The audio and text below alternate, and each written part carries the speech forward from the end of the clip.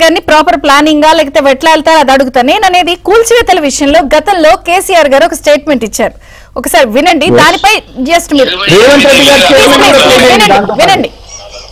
హైదరాబాద్ లో వర్షం నీళ్ళని తీసుకుపోయేటువంటి నాలాల మీద, స్టామ్ వాటర్ డ్రైన్స్ మీద 28,000 అక్రమ కట్టడాలని మెర్సీలెస్ గా ఒకటి మాత్రం చేస్తున్నాం. ప్రతి సర్కిల్ కు ఒక ఫ్లయింగ్ స్పాట్ పెట్టమని ఇప్పుడు చాలా సీరియస్ ఆదేశాలు ఇవ్వడం జరిగింది. హైదరాబాద్ లో అక్రమ కట్టడం కడితే నిర్దాక్షిణ్యంగా కూల్చివేస్తాం. ఇక నుంచి అక్రమ కట్టడాలు ఎట్టి పరిస్థితుల్లో హైదరాబాద్ లో అనుమతించబడి. నంబర్ 1. కట్టదలుచుకున్న కూడా నేను హెచ్చరిక చెప్తా ఉన్నా, కట్టి మీ ఆస్తి చెడగొట్టుకోకండి, డబ్బులు పాడు చేసుకోకండి. దయచేసి నిర్దాక్షిణ్యంగా ప్రభుత్వం కూల్చివేస్తుంది. ఒకటి, లేకపోతే ఇటువంటి సిచ్యువేషన్ వస్తుంది. తర్వాత ఈ 28,000 నాలాల మీద కట్టిన అబ్స్ట్రక్షన్స్ కూడా తొలగించాల్సిన అక్కర ఉంటుంది. మీడియాతో నా ప్రార్థన, దయచేసి మీరు ఇప్పుడైతే రిపోర్ట్ చేసిన సమస్యను ఇవి కూల్చేటప్పుడు కూడా మీరు పాజిటివ్ ధోరణితో కరెక్ట్గా కూలుస్తున్న ప్రభుత్వం సపోర్ట్ చేయాలి. అది ధర్మం. సో ప్రభుత్వం ఏదైనా చేస్తే మీరు కూలుస్తున్నప్పుడు సపోర్ట్ చేయాలి, ఇది ధర్మం. మెర్సిలెస్ గా వెళ్తాం మేము. So you should support everybody, ఇందులో మాట్లాడే ప్రసక్తే లేదు అని ఆ రోజు ముఖ్యమంత్రిగా ఉన్నప్పుడు చేసిన స్టేట్మెంట్. సో ఇప్పుడు ఈ ప్రభుత్వం కూడా అలాగే చేస్తుందని అనుకుందాం. Then what is the objection? Chandrika garu, objection first is the selective picking. Okay, ఇప్పుడు కూడా నేను మిమ్మల్ని ఏమంటున్నా అంటే, మీరు కేసీఆర్ గారు మాట్లాడింది చేశారు కదా, మీ ఏపీలోనే రాధాకృష్ణ గారితో రేవంత్ రెడ్డి గారు ఏం మాట్లాడిన కొంచెం అది కూడా ప్లే చేయగలుగుతారా ప్లీజ్? యా, నాకు ఇంకా గుర్తుంది, నేను అది రిపీట్ చేయగలను, నో ప్రాబ్లం. రూపాయి కష్టపడి కట్టుకున్నారు, సో అట్లా ఎట్లా కూలుస్తారని ఆయన అన్నారు. అందుకే నేను ఇందాక అద్దంకి దయాకర్ గారిని అడిగాను, అది అధికారులు చేసిన పనికి మీరు ఎట్లా కూల్చడం కరెక్టా, వాట్ హైకోర్టు అది కూడా అడిగింది అన్న దాని విషయాన్ని నేను అడిగాను.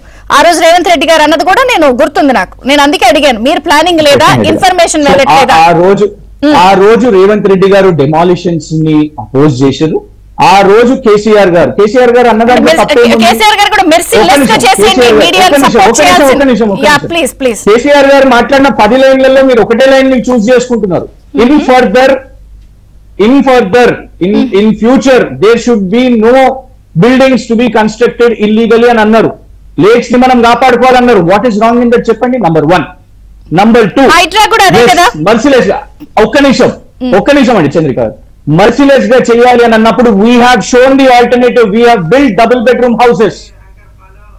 మేము బిల్డ్ చేసినాం. మీరేం బిల్డ్ చేసిరని ఇప్పుడు కూడా వాళ్ళకి ఏమైనా ఆల్టర్నేట్ సజెస్ట్ చేశారా? ఒక ప్రధాన ప్రతిపక్షంగా ఉన్నప్పుడు సార్ మీకు ఇస్తాను sir, you are the one, will give you. ఇప్పుడైనా మీరు ఒక ప్రధాన ప్రతిపక్షంగా ఉన్నప్పుడు ఇలా చెయ్యండి అలా చెయ్యండి, లేదా సెలెక్టివ్ గా this is the thing to be followed అని ఏమన్నా క్లియర్ కట్ గా చెప్పారా? రాజకీయం చేస్తున్నారా, రెండు అంటున్నారా? ఇప్పుడు కేసీఆర్ గారు ఎక్కడ మాట్లాడలా, హరీష్ రావు గారు లేదా కేటీఆర్ గారే కంటిన్యూ కీప్ ఆన్ ట్వీట్స్ పెడుతున్నారు కదా. మీకు ఇష్యూ కేసీఆర్ గారు మాట్లాడాలని ఉందా, లేకపోతే మీకు ఇష్యూ హైడ్రా చేయాలని ఉందా? బిహేవ్ చేయకండి చంద్రిక గారు. ఫర్ వన్స్ అట్లీస్ట్ ప్రజల కోసం నిలబడండి. మళ్ళా అటు చేసి ఇటు చేసి కేసీఆర్ గారు రావాలి ఎందుకు? ఈ గవర్నమెంట్